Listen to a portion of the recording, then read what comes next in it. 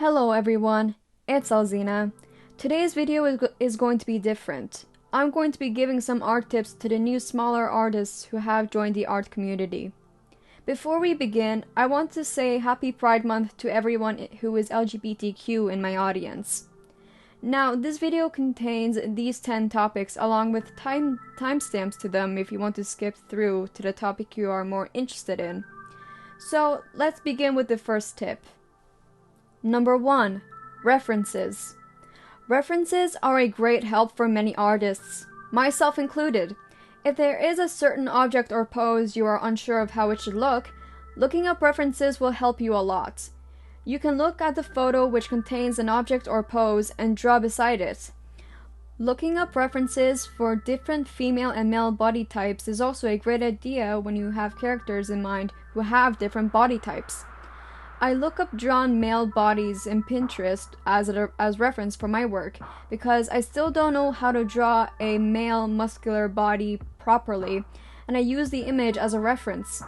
If you can't find the image you're looking for to use as a reference, you can in fact make your own.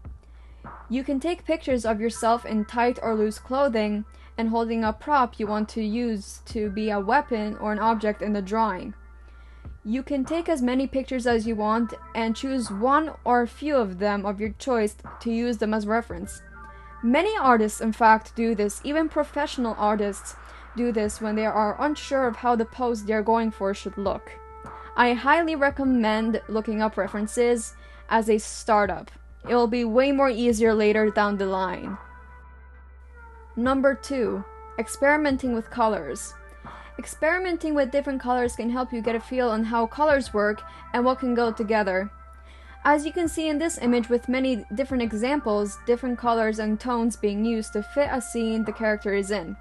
A mix of red, orange, yellow, pink, blue, purple, etc. Or just like what Alex Bluebird did a long time ago where she experimented with blue shading. Don't be afraid to make your drawing look messy when using different colors to experiment with. Remember that piece as a study and the practice you did to get a feel on how different colors are being used. You will grow up and improve your art, and one day you will look back at it and see it as a practice worth doing all those years ago. I myself also do this. I did this like 2 years ago when I was learning how to shade, and I mixed a bunch of different colors together, which I didn't understand how to use them properly to fit a scenario. But now I know how to use them, and thanks to learning and experimenting with them. Number 3. Shading and lighting. A lot of artists when they start out use black for shading and white for lighting, when there are a bunch of other colors to use on the color circle to be used as shading and lighting. If the drawing is in a setting of somewhere bright and sunny, the shading should be set to a dark red with the layer mode set to multiply, and add a tad tinge of purple at the more darker areas. And use a bright orange or bright yellow color with the layer mode set to add or glow dodge for the lighting of the sun hitting on the person or object. If the setting is nighttime, then you want to shift the shading to a more darker purple or dark blue, and the lighting set as a lighter blue if the moonlight is the source of the light. Of course, you can also experiment shading and lighting with different colors. There are no limits to what color is used for shading and lighting. If you want to also experiment with different ways of shading, you can mix soft shading and hard shading, which is something I also do, to give the drawing a better feel. However, if you're only going to use soft shading, just be mindful that it's not always your best friend if you're doing a drawing that is more detailed and the character doesn't have any hard shading for the areas that are much darker. And soft lighting isn't your best friend in those type of situations either. You can also mix soft shading and soft lighting along with hard shading and hard lighting. The areas that are way more darker than areas that are used with soft shading should be used with hard shading, and areas that are closer to the light source should have hard lighting and areas where the light source is closer should have hard lighting, and the areas where the light source isn't hitting so much should have more softer lighting, because it's not as close as the areas with hard lighting to the light source. Number 4. Sketching and line art. When you're sketching, you shouldn't be so worried on how the character will look. The sketch is mainly to set the base of the idea of what you're going to draw later on. The details don't start until you have a pretty good idea on what you have on your canvas and know what you're going to be drawing. The line art is placed after the sketch. Just remember to make a new layer above the sketch layer, then doing the line art. The line art should have variations where the shading and lighting will be. Where the shading will be, you should have more thicker lines, and where the lighting should be, you should have more thinner lines. That way you're setting weight onto your lines and not making them the same size throughout your entire drawing process. Many artists, myself included, don't use line art in their work. I don't draw the line art because I want to experiment making my drawings messier. It's a new art style change I'm going for after seeing this person's art. The less line art inside of the character and more line art on the outside, as well as making the hair more messy, which is something I want to adapt to my art style after seeing how it looks. That is called inspiration, and that's something we'll talk about in number 9. However, when you're also sketching, what you can do before making a cleaner sketch is making a pre-sketch. A pre-sketch is mainly to set the idea you have and make it as messy as possible. Just know what you have and what you have drawn that's going to be detailed later on. I make pre-sketches all the time because I'm still not sure how my character's poses would look, and so I draw how I imagine them should look. And after I have a pretty good idea of what I have, I start making the cleaner sketch, where that's where I make a few changes with the poses. If the head is too big and body's too small, I will change their sizes by using the adjustment tools. Then there comes in the line art, or I don't do the line art at all. That's really up to you on how you want to do things.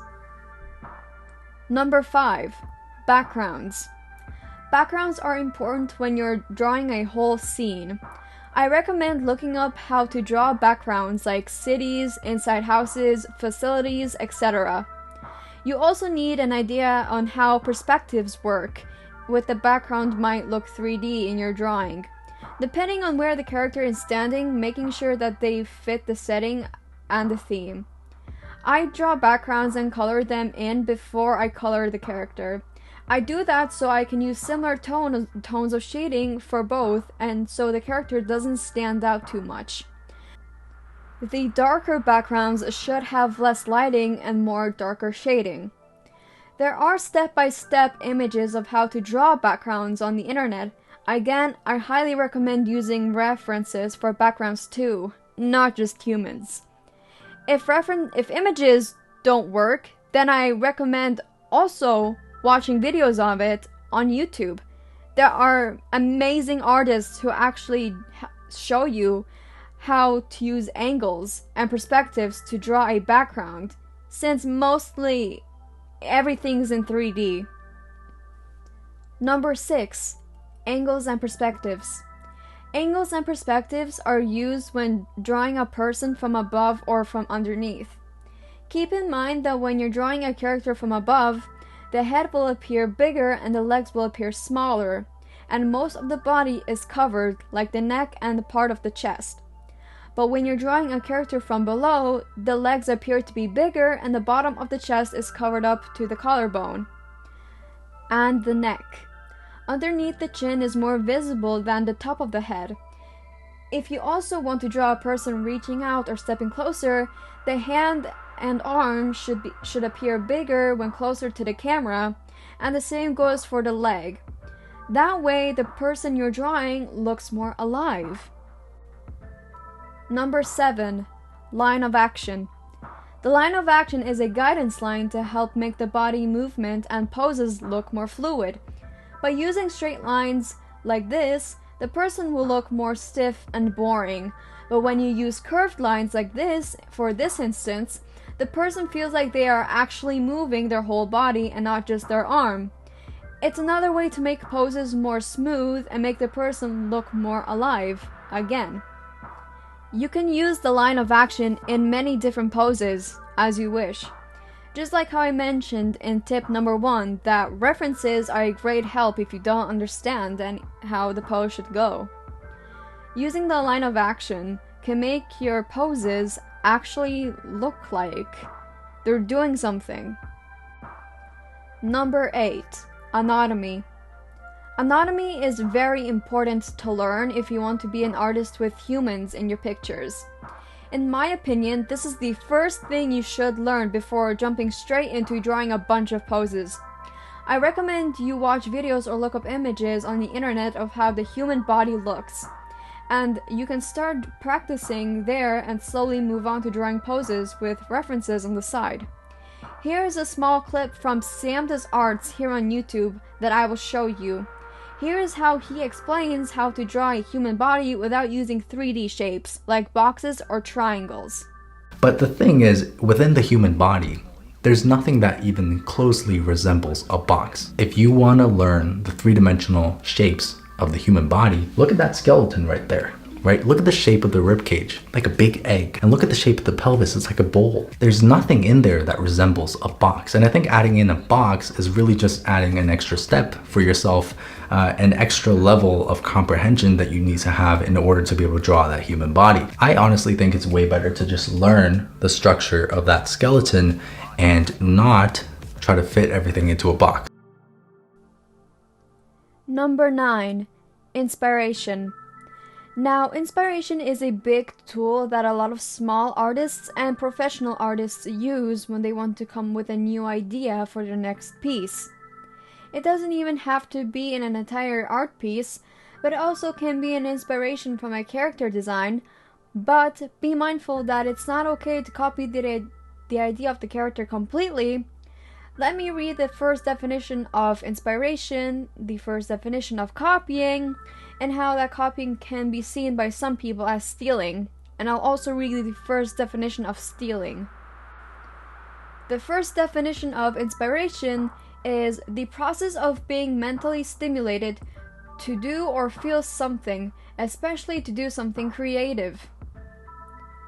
The first definition of copying is make a similar or identical version of the product. And the definition of stealing is the action or offense of taking another person's property without permission or legal right without intending to return it, which is theft. Now, I read those 3 definitions, the reason being it's all right to like a character design made by someone else. But if you want to have a character that's the same species or just a human, take the aspects of the original character that you really like the most and implant them onto your own. It's better that way than to take everything from the original source. But also make sure you state that it's an inspiration from the character you like, so people who don't know anything and see your character don't come to the wrong idea of you stealing. And lastly, number 10, character design. Now, this one isn't really much of an art tip, but I still feel like it's important to add in if you are someone who makes comics. A character design can be unique or just a basic design that people can still love and draw fan art of. The design should be easy to analyze and enjoyable to look at. Here is one of my characters as an example, Valerie. I created Valerie through a whole lot of things I liked from an old show and modern day shows today. For her half black and half white hair, it's an inspiration from Cruella de Vil from 101 Dalmatians. Her messy hair was an inspiration from Doma from Demon Slayer.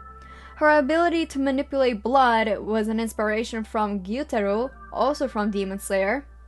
She's an adult but very small in size and wears very little clothing was an idea from Rebecca from Cyberpunk Edgerunners. Her psychopathic behavior and the lack of ability to feel emotions is from Toga and also from Doma from Demon Slayer and My Hero Academia. She eats and kills humans, which is an idea from literally every demon in Demon Slayer. The fact that her species is a cyborg is from my general love of cyberpunk.